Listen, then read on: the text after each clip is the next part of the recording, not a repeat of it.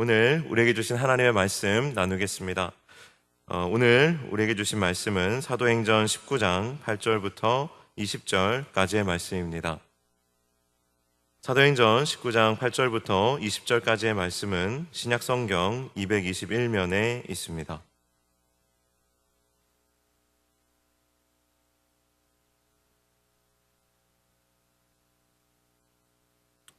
신약성경 221면 사도행전 19장 8절부터 20절까지의 말씀입니다.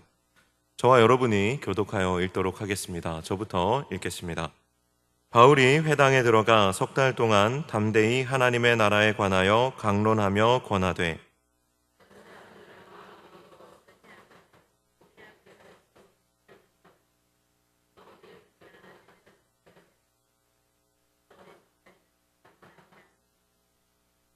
두 해 동안 이같이 하니 아시아에 사는 자는 유대인이나 헬라인이나 다 주의 말씀을 듣더라. 심지어 사람들이 바울의 몸에서 손수건이나 앞치마를 가져다가 병든 사람에게 얹으면 그 병이 떠나고 악귀도 나가더라.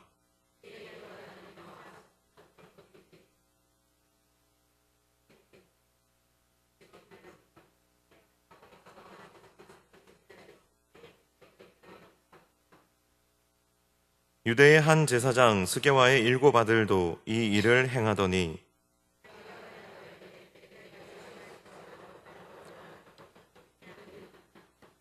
악귀 들린 사람이 그들에게 뛰어올라 눌러 이기니 그들이 상하여 벗은 몸으로 그 집에서 도망하는지라.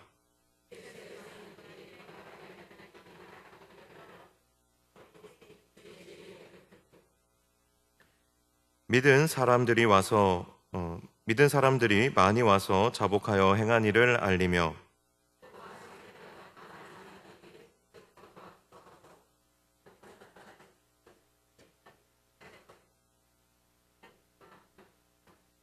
함께 읽겠습니다. 이와 같이 주의 말씀이 힘이 있어 흥왕하여 세력을 얻으니라. 아멘. 날씨가 참 많이 선선해졌습니다. 그렇죠? 날씨가 되게 더웠었는데 제가 일본 선교 다녀올 때만 해도 진짜 땀을 뻘뻘 흘리면서 이렇게 선교 사역을 했던 기억이 나는데 어제 그제 저는 이제 쉬었거든요. 쉬면서 날씨를 보니까 얼마나 또 날씨가 선선하고 서늘해졌는지. 저희 애들은 벌써 집에서 아빠 크리스마스가 언제야? 열밤 자면 와? 뭐 벌써 이런 질문을 할 정도로 벌써 날씨가 이렇게 많이 선선해졌습니다. 참 세월이 빨리 가고 시간이 빨리 흐르는 것 같습니다. 그 시간에 비해서 우리의 주님을 향한 열정과 사랑은 점점 더 뜨거워져 가고 깊어져 가는지 모르겠습니다. 우리 이 시간 서로에게 이렇게 한번 인사했으면 좋겠습니다. 우리 더 깊어집시다. 날이 더 이제 차가워지니까 우리 더 뜨거워집시다. 오늘 저와 여러분이 함께 나눌 이 말씀은요, 나이가 들수록 뜨거워졌던 한 사람에 대한 이야기입니다. 누구냐 하면 바울이라는 사람이에요.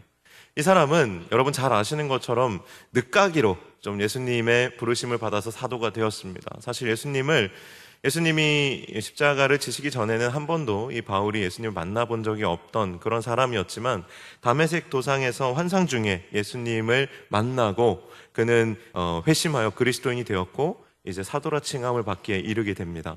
그가 1차, 2차로 당시에 이제 지중해 연안 일대를 돌아다니면서 구석구석 하나님의 복음을 전하고 예수 그리스도에 대해서 힘써 외치고 다닌 후에 오늘 이 본문은 이제 바울의 3차 전도 여행에 대한 이야기입니다. 이 3차 전도 여행이 1, 2차 여행과 좀 다른 것은 1차 선교 여행은 소아시아 지역을 두루 다니면서 복음을 전했고 2차 선교 여행은 이제 그리스 아테네 지역, 고린도 지역까지 가서 유럽을 헬라인들을 대상으로 복음을 전했다면 오늘 이제 3차 선교 여행은 사실 이제 바울은 이제 본인이 언제 죽을지는 모르지만 우리는 이제 바울의 생애를 다 아는 관점에서 봤을 때 이제 바울의 생애가 이제 10여 년 남은 바울도 이제 나이가 이제 중년을 넘어서서 이제 노년으로 넘어가는 이 시점에서 이제 여기저기 많이 다니면서 복음을 전하는 것이 아니라 이제는 내가 지금까지 해왔던 선교 사역의 모든 노하우를 담아서 이제 소아시아의 수도에 해당하는 이 에베소라는 지역에서 거점 선교를 해야 되겠다. 바울의 선교 전략이 새로워지는 시점에서 기록된 본문, 또 바울이 감당했던 선교의 사역이 바로 에베소에서의 3차 전도 여행이라고 할 수 있습니다. 3차 전도 여행은 사실 여행이라기보단 대부분의 시간을 에베소에서 보냈습니다. 총 2년 3개월의 시간을 에베소에서 보내면서 석 달은 이제 유대인의 회당에서 예수 그리스도의 복음을 전했고, 그 회당에서 쫓겨난 이후로는 두란노라는 사람이 운영하는 학당이었습니다. 지금 이제 옛날 말로는 서원인데, 학당에서 낮에는 이 두란노라는 사람이 강연을 하고, 그 이후의 시간에는 바울이 그 장소를 빌려서 2년여 시간 동안 에베소에 있는 이 두란노 서원에서 예수 그리스도의 복음을 증거하게 됩니다. 바울은 사실 우리가 알면 알수록 굉장히 특별한 사람입니다. 그는 전임 사역자도 아니었습니다. 또 반대로 파트타임 사역자도 아니었어요. 그는 열심히 예수 그리스도의 복음을 증언하면서도 짬을 내어서 자신의 필요를 채우기 위한 생업을 가진 사람이었습니다. 그러니 파트타임이라고 하기에도 좀 그렇고, 또 그렇다고 풀타임이라고 하기에도 좀 그렇고, 좀 애매모호한 선상에 있었는데, 그는 그의 삶이 완전히 복음 그 자체였기 때문에 그는 전임 사역자가 아니었음에도 불구하고 다른 전 세계에 그 이전에도 그 이후에도 바울만큼 가는 곳마다 이슈를 만들고 땅을 흔들어 놓는 그런 사람은 없었습니다. 바울은 정말 탁월한 사람이었던 것이죠. 저도 이 바울의 생애를 묵상하면서 참 그리스도인으로서, 또 한 사람의 사역자로서 정말 은혜를 많이 받았습니다. 왜냐하면 이 바울은 그가 풀타임 사역, 저는 풀타임이잖아요. 풀타임 사역자가 아니었음에도 불구하고 그 어느 풀타임 사역자보다도 뜨겁게 사역했고, 또 땅을 뒤흔들어 놓았고 사람들에게 영향을 주었단 말이에요. 그 누구보다도 하나님을 사랑했단 말이죠. 그래서 어쩌면 이토록 신실하게 주님과 동행하면서도 또 거룩한 영향력을 발휘할 수 있었을까?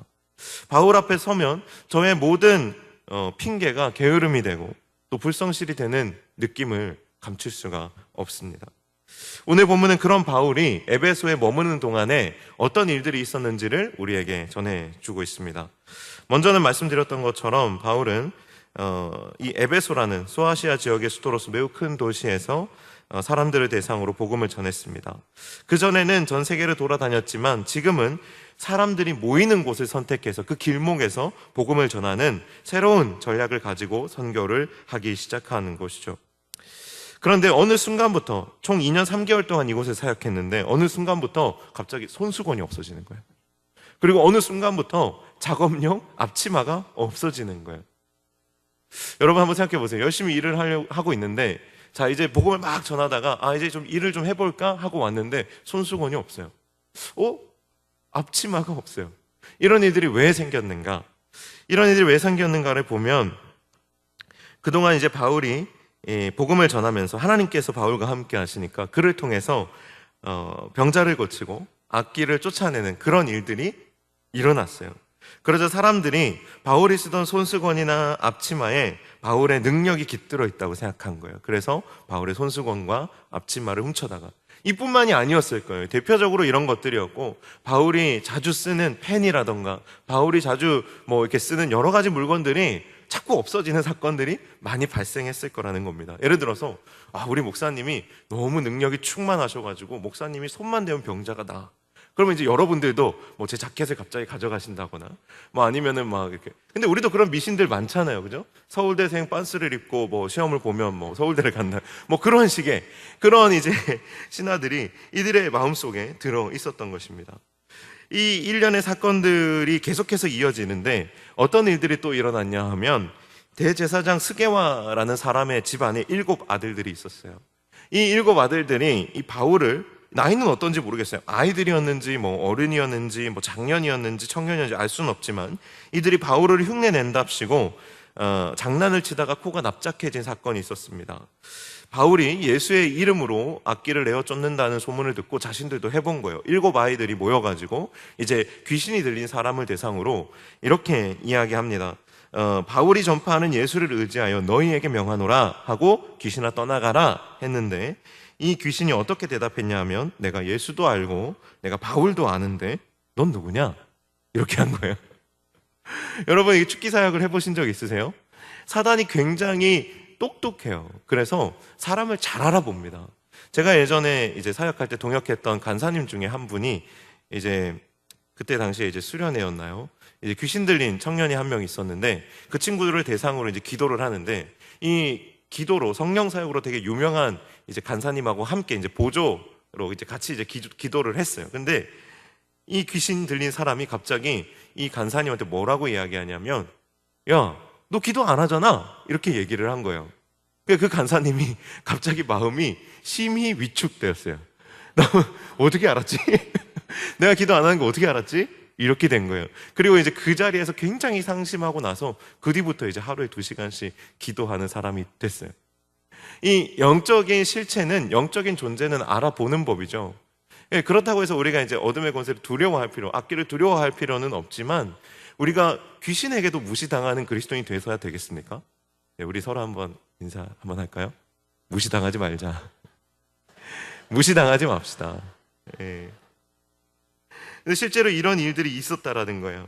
이 일들은 이런 놀라운 일들은 결국에는 어디까지 가냐면 이 에베소라는 도시 뒤에 숨어 있는 영적인 어둠의 세력, 큰 어둠의 세력을 드러내는 데까지 가게 됩니다.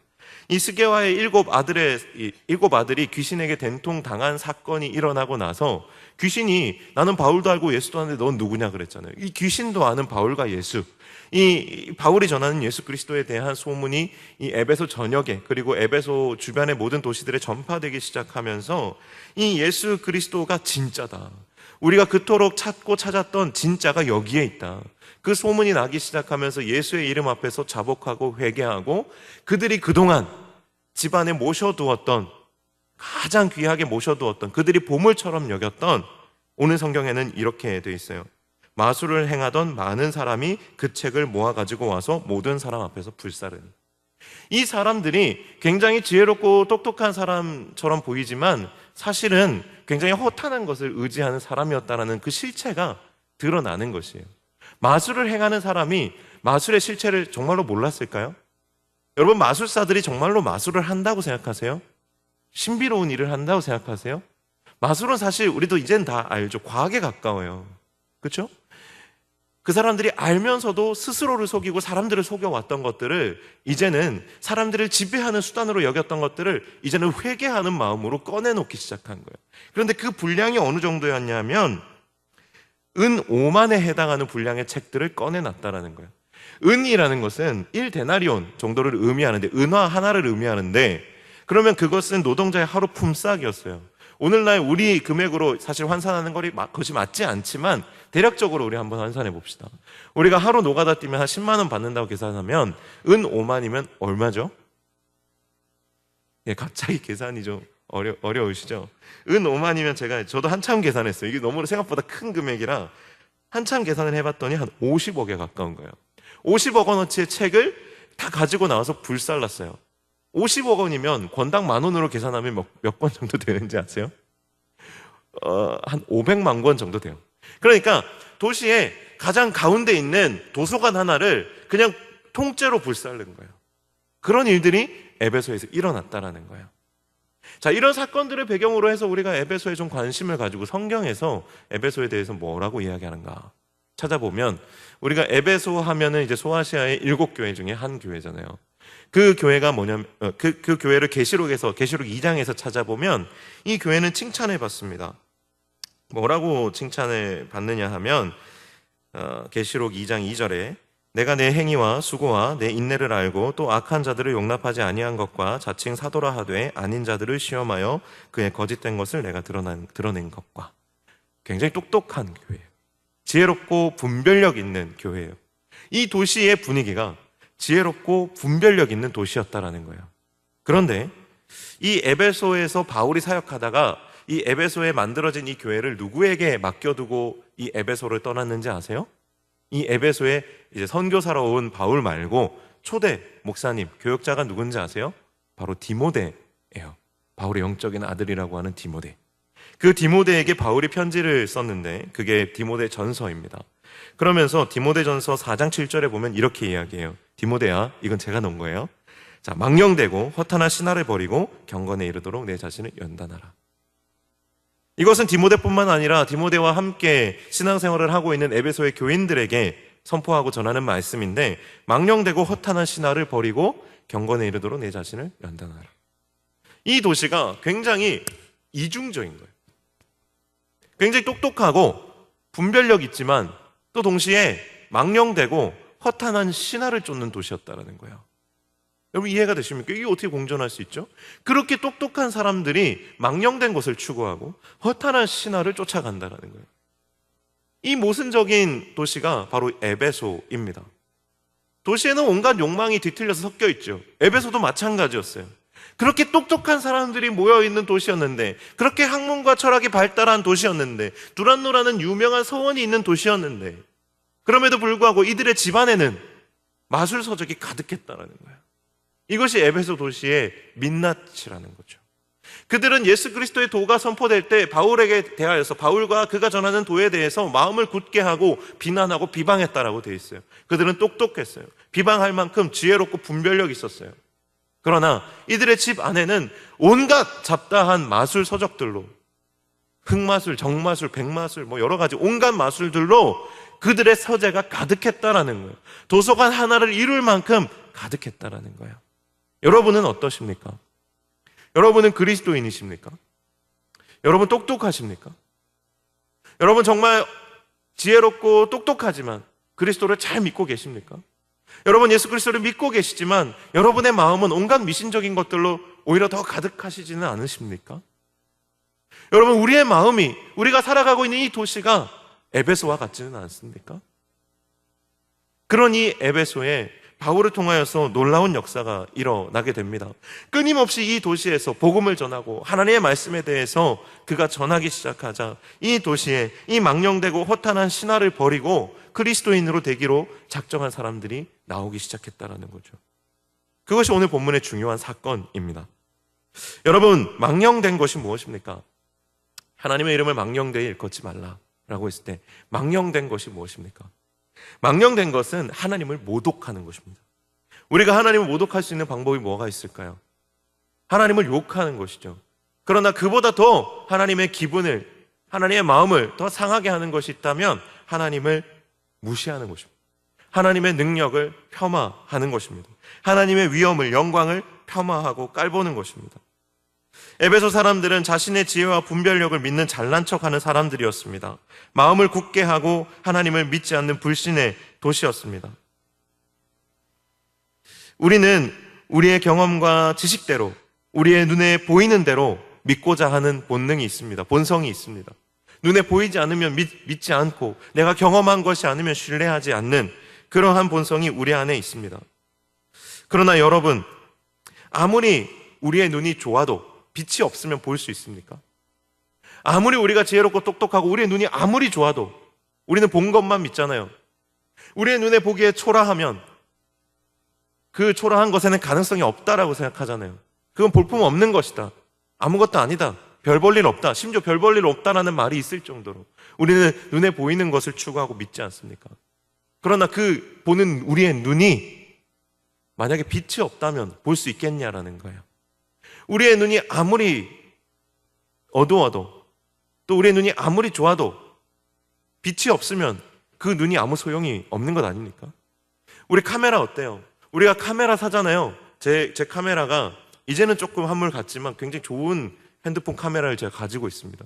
이 핸드폰이 처음 나올 때 초저조도 촬영이 가능한 이 카메라를 탑재한 휴대폰이라고 나왔어요. 실제로 어두운 곳에서 찍어보면 좀 밝게 나와요. 다른 제가 그 전에 가지고 있었던 핸드폰보다. 하지만 그럼에도 불구하고 수천만 원짜리 카메라를 가지고 온다 할지라도 빛이 없으면 그 카메라는 아무 역할을 할 수가 없는 것입니다. 센서가 조금 민감하고 둔감하고의 차이이죠. 아무리 여러분의 폰이 좀 기능이 떨어져도 요즘 여러분이 들고 다니는 폰 정도 되면 날씨가 좋으면 사진이 예쁘게 나옵니다. 아무리 카메라 별로 안 좋아도. 하지만 아무리 카메라가 좋아도요, 날씨가 아주 안 좋거나 어둡거나 빛이 없으면 사진을 찍을 수가 없는 것이죠. 사랑하는 여러분, 우리의 스펙을 믿어서는 안 됩니다. 우리가 가지고 있는 능력, 지식, 역량을 믿어서는 안 됩니다. 그것을 믿는 것이 사실은 하나님을 망령되이 일컫는 것이죠. 에베소 사람들이 겉으로는 그렇게 똑똑한 척하면서 살았다라는 것입니다. 거대한 도시 에베소를 바라보는 바울의 마음이 이런 마음이었다면 바울은 이 도시를 바꾸지 못했을 거예요. 이 거대한 도시를 바라보고 자신의 스펙을 바라보면 자신은 한 사람으로서 너무나도 초라한 존재인데 어떻게 이 도시를 바꾸겠습니까? 바울이 어떻게 이 도시에게 복음을 전할 수 있는 용기를 낼 수 있었겠습니까?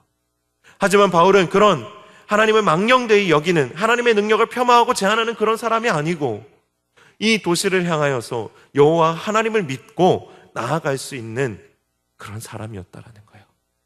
그런 바울이었다라는 겁니다. 두 번째로 허탄한 신화는 무엇입니까? 허탄한 신화는 어쩌면 망령된 발상과는 좀 반대되는 속성이 있습니다. 이 허탄한 신화는 인생의 어두운 면을 보지 않고 막연한 믿음만 가지는 것이 허탄한 신화를 의지하는 것입니다. 할머니, 할아버지들이요, 이제 그냥 예를 드는 거예요. 여러분이 그러시다는 게 아니고 할머니, 할아버지들이 이제 어린 손자, 손주들을 이렇게 무릎에 앉혀놓고 이제 옛날 이야기들을 이제 들려주기 시작합니다. 옛날 이야기들을 들려주다 보면 할아버지가 옛날에 있잖아. 이야, 진짜 우리 집안이 막 진짜 밭이 논이 막 몇백 마지기 계산이 잘 안 되는데 우리가 막 몇만 평이 있었고 막 집에 소가 몇 마리 있었고 막 이렇게 막 자랑을 하는 거죠. 그러다 보면 이제 과장이 되잖아요. 야, 6.25 내가 진짜 전쟁에 빗발치는 총알 내가 다 피해가지고 막 내가 이렇게 남한으로 내려왔어. 막 이런 이야기들 하다 보면 점점 커지는 얘기들 있죠. 하다 보면 막 끝이 없는 얘기들, 그런 얘기들을 우리가 이제 가끔 하게 되는데, 이 허탄한 신화라는 것은 과장이 들어있는 거예요. 또 막연한 믿음만 가지게 하는 거예요. 그것이 허탄한 것입니다. 그런데 과장이 들어가면 들어갈수록 어때요? 이야기는 재미있어집니다. 또 우리는 쉽게 빠져들게 됩니다. 또 간절함이 들어갈수록 허탄한 신화는 사람을 미혹하는 능력이 생깁니다. 우리가 어때요? 우리가 정말로 궁핍하고 아프면 이런 허탄한 신화들이 우리에게 들려올 때 그것을 믿고 싶어지는 거죠. 바울의 손수건 한 장만 가져와도, 바울의 앞치마만 가져와도 병이 다 나을 수 있대. 오늘 본문의 기사는 바울의 손수건을 가져간 사람들, 앞치마를 가져간 사람들이 나았다라고 이야기했어요. 하나님의 특별한 은혜였죠. 하나님께서 이 바울을 사용하시기 위해서 하나님께서 나타내신 기적이었어요. 그러나 여러분, 상식적으로 이 바울의 손수건에 능력이 있습니까? 바울의 앞치마에 능력이 있나요? 바울이 아끼던 물품들의 바울의 능력이 정말로 깃드나요? 그런 것은 아니죠. 하나님이 잠시 사용하신 것이죠. 사랑하는 여러분, 우리의 마음에 갈급함이 있을수록, 간절함이 있을수록 우리는 때로는 이 허탄한 신화에 미혹되기 쉽습니다. 허탄한 신화는 사람을 미혹하는 능력이 있습니다. 그러나 한번 생각해 보십시오. 오늘 본문의 사람들이 바울의 손수건과 앞치마를 왜 훔쳤겠어요? 바울과 예수의 이름으로 악기를 왜 쫓으려 했겠습니까? 그것은 이들이 허탄한 신화에 빠져 있었기 때문에 이 현상에 더 이들은 매료되었던 것입니다. 그러나 현실적으로 이 상황을 한번 볼까요? 바울의 손수건과 앞치마를 훔치면 이 사람들은 뭐가 됩니까? 도둑이 되는 겁니다. 바울의 이름과 예수 그리스도의 이름을 실제로 믿지도 않으면서 훔치면 이들이 어떻게 되었죠? 도리어 화를 당하게 되었습니다. 허탄한 신화를 의지하는 사람들이 알지 못하는 것이 있습니다. 이들이 알지 못하는 핵심적인 부분이 뭐냐면 믿음 이후에 따라오는 과정입니다. 허탄한 신화를 의지하는 사람들은 인생의 밝은 면만 보려고 하고 인생의 과정에 해당하는 어두운 면은 보려고 하지 않습니다. 왜 에베소 사람들이 마술에 매여 있었겠습니까? 왜 마술을 추구했겠습니까? 이들은 왜 신비로운 것을 추구했겠냐라는 거예요. 이들은 좀 더 쉽게, 좀 더 빠르게 이들이 원하는 것을 얻기 위해서 주술적인 것에 매료되어 있었던 것입니다. 그래서 이들은 자신의 문제를 해결할 수 있는 것만 있다면 그것이 남의 것이라 할지라도 그들은 훔쳐왔고 빼앗아왔고 숨겨두었고 그것을 즐겼습니다. 하지만 바울이 이 병자를 고치고 악귀를 내어 쫓는 권세를 얻게 되기까지, 하나님께서 그에게 그러한 능력을 부으시기까지 바울에게는 어떤 과정이 있었습니까? 바울은요, 뼈를 깎고 피눈물을 흘리는 다메섹의 회개가 있었습니다. 그는 평생 자신이 살아온 세월을 돌이켜보며 하나님 앞에서 피눈물을 흘리며 돌이키는 회개의 과정이 있었고요. 끊임없는 박해 속에서도 꺾이지 않는 복음에 대한 열정이 있었습니다. 하나님의 나라와 이방의 잃어버린 영혼에 대한 간절한 눈물의 기도가 그에게는 늘 있었습니다. 이런 믿음의 실현의 과정들을 거친 사람이 바울뿐이었겠습니까? 우리가 구약 성경에 등장하는 수많은 믿음의 거인들이 있습니다. 요셉, 그는 연약한 사람이었죠. 형제들 중에 가장 약한 사람이었습니다. 그래서 형제들에게 버림받았고 애굽으로 팔려갔습니다. 그리고 그 애굽에서도 그는 가장 낮은 감옥 속에, 구덩이 속에 갇히는 신세를 면할 수 없었습니다. 그럼에도 불구하고 그가 하나님 안에서 연단되어서 애굽의 총리로 세워지지 않았습니까? 다윗도 마찬가지였습니다. 아둘람 굴에 그는 도망자로서 살아가던 사람이었지만 그 모든 믿음의 시련을 통해서 이스라엘의 왕, 하나님이 기뻐하시는 사람이라는 칭호를 얻지 않았습니까? 다니엘도 마찬가지였습니다. 포로로 끌려간 젊은 어린 소년에 불과했지만 그가 애굽이 아니죠. 바벨론의 총리가 되게 된 것은, 바벨론의 그 왕의 신임을 얻게 된 것은 그냥 된 것이 아니죠. 그가 얼마나 수없이 많은 과정을 겪었겠습니까? 최근에 담임 목사님이 느헤미야를 가지고 이제 금요 예배 때 설교를 하고 계시는데, 그 느헤미야서에 보면 그냥 한 문장으로만 되었어요. 그 해에 그가 왕의 술 맡은 관원이 되었더라. 그러나 이 한 구절, 이 한 절이 있기 위해서 그가 어떤 과정을 거쳤을지 여러분 생각해 보셨습니까? 느헤미야가 그냥 오늘 정말 이스라엘의 그 예루살렘의 무너진 터를 생각하며 울며 하루 그냥 기도했는데 다음날 갑자기 그가 술 맡은 관원이 되어 있었겠냐는 거예요. 그렇지 않죠. 그는 그 믿음의 그 기도 뒤에, 그 이면에 그 술 맡은 관원이 되기까지의 과정이 그 성경 안에 한 구절로 요약되어 있는 것이죠. 허탄한 신화가 얼마나 허탄한 것인지를 우리는 깨달아야 합니다. 오늘 이 에베소라는 도시의 사람들이 회심의 과정에서 그들이 쏟아내었던 이 마술이라는 것은 그들 안에 있는 온갖 허탄한 것들을 마치 배설물처럼 이제 꺼내어 놓는 작업인 것이죠. 그들이 의지했던 이 과정을 생략하고자 했던 그 모든 것들을 다 내어놓고 이제 그리스도와 함께 가겠다라는 결단을 하는 그 장면이 바로 오늘 본문입니다. 예전에 제가 본 영화 중에 최종병기 활이라는 영화가 있었어요. 좀 이제는 꽤 오래된 영화인데 저랑 이제 연배가 비슷한 분들이 이제 여기 많으니까 보시면 최종병기 활이라는 영화에 어떤 캐릭터들이 등장하냐면 호랑이도 잡을 수 있는 사냥꾼들이 나옵니다. 그들은 이제 활잡이들이에요. 활을 쏘아서 호랑이를 잡는데 여기에 주인공으로 나온 배우가 박해일이라는 배우가 있었어요. 이 박해일이라는 배우가 정말 명대사를 하나 남깁니다. 뭐라고 남기냐면 현실은 계산하는 것이 아니라 극복하는 것이다. 이런 대사를 남겨. 멋있죠? 현실은 계산하는 것이 아니라. 우리가 항상 이제 걱정하잖아요. 저도 첫째를 낳고 둘째를 낳을 때마다 이제 통장을 보면서 잔고가 얼마인가 이렇게 계산을 했었는데, 여러분도 계산 많이 하시죠? 이 다음 달에 이거 어떡하지? 뭐 이런 계산 많이 하시는데, 현실은 계산하는 것이 아니라 극복하는 것이다. 이런 명대사를 남겼어요. 그 한겨울에 북방의 칼바람 사이로 화살을 이렇게 비틀어지고 쏘아서 날립니다. 그럼 화살이 빙글빙글 막 돌면서 바람을 뚫고 호랑이의 정수리를 맞춥니다. 그러면서 이제 호랑이를 잡는 그런 장면이 나왔는데, 우리가 믿음을 가진다라는 것은 믿음만 가지면 되는 것이 아니라 그 믿음을 가지고 이제 우리가 부딪힌 현실을 극복해 나가는 의지와 노력이 필요한 것입니다. 그 믿음을 실제로 사용하는 현실적인 삶이 따라와야 하는 것이죠. 여러분, 축구는 몇 분짜리 게임이죠? 축구는 90분짜리 게임이에요. 그런데 이 축구에서 승리할 수 있는 방법은 90분을 죽어라 뛰는 거예요. 만약에 우리가 축구는 90분짜리 게임인데, 물론 이제 전후반 사이에 10분의 휴식이 있지만 이 10분을 제외하고 경기 중간에 전반에 5분, 후반에 5분을 쉰다고 합시다. 그러면 승리할 수 있겠습니까? 절대 승리할 수가 없죠. 우리의 인생에서 믿음의 경주라는 것은 내가 이제 지금까지 너무 잘 믿었으니까 이제 조금 쉬어도 돼, 이런 문제가 아니라는 거예요. 믿음의 경주라는 것은 승리를 향해서 나아가는 길인데, 왜 경주라고 하겠습니까? 왜 면류관이라는 상급을 이야기하겠습니까? 왜 운동선수의 그리스도인의 삶을 비유하겠습니까? 그것은 쉼을 통해서 얻을 수 있는 것이 아니기 때문에, 싸움을 통해서 얻을 수 있는 것이고 경기를 통해서 얻을 수 있는 것이기 때문에, 우리가 믿음의 선물을 받았다면 허탄한 신화로 이 믿음을 만들어버리는 것이 아니라, 이방 우상들이 약속했던 것들과 똑같이 우리의 믿음을 그렇게 만들어버리는 것이 아니라, 우리의 믿음에 우리의 삶을 얻는 것이죠. 우리의 삶을 우리의 믿음에 두는 것이죠.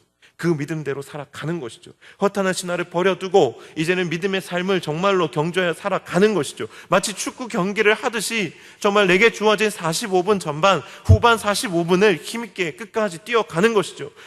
내가 예상치 못하게 5분의 시간이 10분의 시간이 더 추가되더라도 내가 그것을 여기서 뛸 수 있는 그 자체를 영광으로 여기고, 내가 하나님 나라의 대표 선수로서 이 자리에 세워졌다라는 것에 대해서 기쁨으로 감사함으로 받고 그 경주를 해내는 것, 그것이 그리스도인으로서 이 시대에 부름받은 우리의 삶이라는 것입니다. 오늘 설교의 제목은 시티 헌터입니다. 제가 이 제목을 정하고 어떤 한 목사님의 나무람을 받았어요. 이거 19금 만화책 제목 아니냐고요. 저는 그 만화책 한 번도 본 적이 없어요. 저는 이게 드라마 매니아, 드라마 자주 보는데, 드라마에 예전에 이제 제가 좋아하는 배우가 나오는 드라마 제목이 시티 헌터였어요. 오해가 없으시길 바랍니다. 그런데 이제 드라마 제목에서 따온 건데, 근데 이제 그 드라마의 내용보다도 저는 이 제목 자체의 의미 때문에 사실 이 오늘 말씀의 제목을 이 시티 헌터라고 잡았어요. 우리는 선교를 나가고 있진 않아요, 그죠? 보내고 있죠. 그리고 또 우리는 선교를 나가서 오지에서 선교하면서 살고 있는 것은 아니지만, 인구가 83만이 넘는, 당시 에베소보다도 더 훨씬 더 큰 이 부천시라는 도시에서 살아가고 있습니다. 바울은 이 에베소에 들어가면서 그냥 관광을 간 게 아니에요. 연휴 기간에 구경하러 간 게 아닙니다. 바울은 에베소에 시티 헌터로 들어간 거예요. 하나님께서 이 도시를 원하시니 이 도시를 취하기 위해서 그 도시로 들어간 것이었어요. 에베소의 어두운 민낯을 드러내고, 이 에베소 사람들의 마음에서 회개와 돌이킴을 이끌어내고, 그들이 보물처럼 여겼던 마술책들을 꺼내어 불사르게 하는 도시적인 회심 운동을 일으켰던 거예요. 그는 끊임없이 믿음의 기도로, 또 밤낮 없는 수고로 이 땅의 복음을 전했습니다. 하나님께서 그를 보내셨고 그를 통해 일하셨기 때문에 이런 기적들이 일어났습니다. 당시에도 하나님의 일을 하는 사람들이 많이 있었지만, 모두가 바울처럼 탁월한 말씀과 강단과 또 어떤 신유의 은사가 있었던 것은 아닙니다. 축기의 은사가 있었던 것은 아닙니다. 하지만 다양한 은사들 가운데 섬기는 이들이 있었고, 바울과 동역하는 사람들도 있었습니다. 하나님께서는 바울과 또 더불어 동역하는 이 사람들을 통해서 에베소라는 거대한 도시를 변화시키셨습니다. 사랑하는 여러분, 우리는 세계 구석구석을 다니는 선교사는 아니지만 주님은 우리에게 이 도시를 주셨고, 또 이 도시를, 에베소라는 도시를 사냥감처럼 여기고 복음으로 점령한 바울처럼 이 도시에서 우리가 살아가기를 주님은 원하십니다. 그런데 우리는 종종 이렇게 이야기할 때가 있습니다. 기도해도 안 된다. 내가 한 영혼을 위해서 기도하지만, 또 내 필요를 위해서 늘 기도하지만 나의 기도는 응답되지 않는다. 기도대로 되지 않는다. 기도를 해도 늘 그냥 내 안에서만 머물고. 그런데 여러분, 그 사실 아십니까? 정말 기도하는 사람은, 정말 기도자는 이런 말을 하지 않습니다. 기도해도 안 된다라는 말을 하지 않습니다. 기도해도 안 된다라는 말을 누가 하느냐? 사실은 보면 기도하지 않는 사람들이 이 말을 더 많이 합니다. 기도하는 사람들이 종종 이 말을 할 때가 있습니다. 하나님이 내게 귀를 닫으신 것 같습니다. 하나님이 응답하시지 않는 것 같습니다. 하지만 이런 분들은 다시 기도합니다. 왜냐하면 하나님을 알기 때문이죠. 기도하는 사람들은 하나님을 압니다. 그래서 기도해도 안 된다라는 말을 함부로 하지 않습니다. 그러나 정말로 기도를 모르는 사람들은 기도하면 안 된다라고 얘기합니다. 그러나 그 말은 하나님을 망령되이 일컫는 것입니다. 우리가 잠시 낙심하여 그런 말 할 수 있지만 우리가 계속 그래서는 안 됩니다.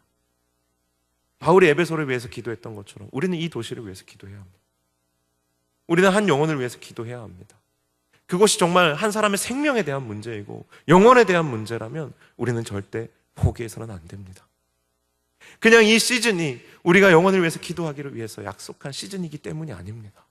그것은 우리가 살아가면서 우리가 당연히 짊어져야 할 예수 그리스도께서 우리에게 허락하신 십자가의 분량인 것입니다. 우리는 오늘 바울을 생각하기를 원합니다. 그리고 또한 바울이 생각하는 예수를 생각하기를 원합니다. 우리의 눈에 당장 보이지 않아도 에베소라는 거룩한 도시, 거대한 도시가 바울 앞에 있었던 것처럼 우리 앞에 거대한 장애물이 있다 할지라도, 이 눈에 아무 증거가 보이지 않는다 할지라도 우리의 믿음의 기도로 이 장애물을 넘어가고, 그리고 또한 그 믿음에 걸맞는 또한 우리의 삶으로 또한 이 도시가, 또 우리의 가정이, 잃어버린 영혼들이 주님께 돌아오게 할 수 있는 우리 모두가 될 수 있기를 주님의 이름으로 간절히 축원합니다. 우리 같이 찬양으로 나가겠습니다.